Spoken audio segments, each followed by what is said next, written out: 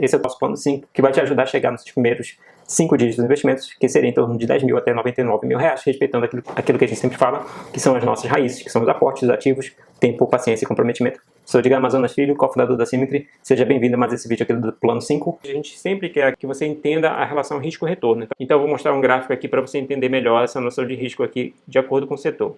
Então você pode estar se perguntando qual é a empresa, qual é o setor, Edgar, que é mais arriscado aqui no Brasil, tá? Para isso eu vou mostrar aqui um gráfico para você, mas já vou explicar de onde eu tirei, tá? Seria mais ou menos isso, tá? Não é perfeito porque, obviamente, não temos aqui todas as empresas do setor, mas dá para ter uma noção bem interessante aqui, nessa relação. Embaixo aqui a gente tem risco e ali em cima, no eixo Y, a gente tem retorno, né? Retorno estimado e risco estimado. Risco está relacionado à volatilidade, ou seja, o sobe e desce da empresa, e o retorno anual.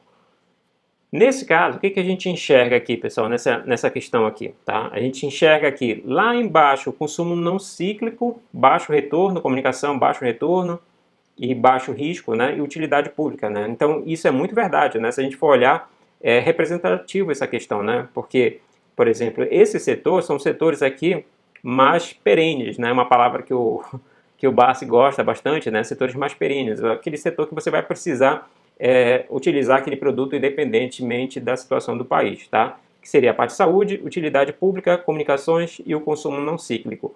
Para cima já entra alguns setores mais arriscados, dentre eles aqui o financeiro está bem no meio, né? Bens materiais logo abaixo, logo acima materiais e lá em cima consumo cíclico com um retorno maior e um risco maior. Percebe que vai aumentando o risco.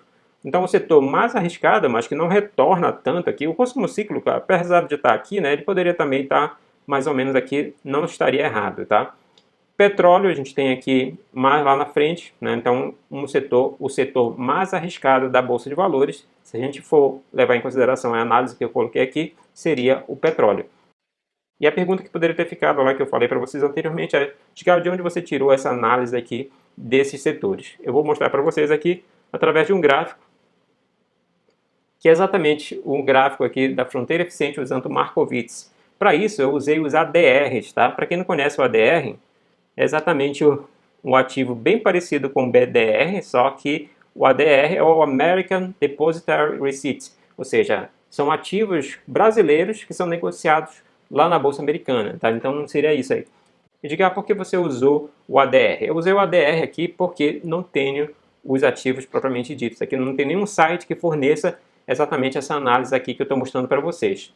Por isso que fica mais limitado, mas os resultados foram bem interessantes, condiz exatamente com aquilo que a gente esperaria, né? Então a gente tem essa situação aqui, né? Refletindo aqui nesses ativos aqui. Dentre eles aqui eu tenho a Petrobras, né? Deixa eu sinalizar aqui para vocês. Essa aqui seria a Petrobras. Aqui eu tenho a Vale, né? Aqui lojas Renner.